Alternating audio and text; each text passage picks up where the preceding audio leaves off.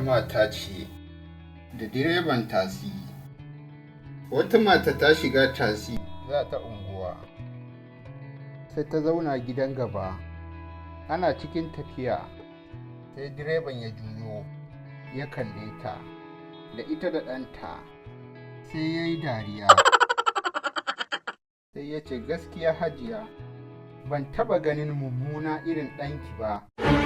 Sai ta dube shi ta yi tsaki, sannan ta ce ya tsaya, za ta koma baya. Ta koma baya tana ta zage-zage. Sai wani tsoho da ke bayan motar yake tambayar ta me ya faru. Sai ta faɗa masa abinda direban motar ya ce mata. Sai tsohon ya ce, kin mare shi? Sai ta ce a'a. Sai ya ce, kawo ɗan magen nan na hannunki in riƙe miki, ki je ki mare shi.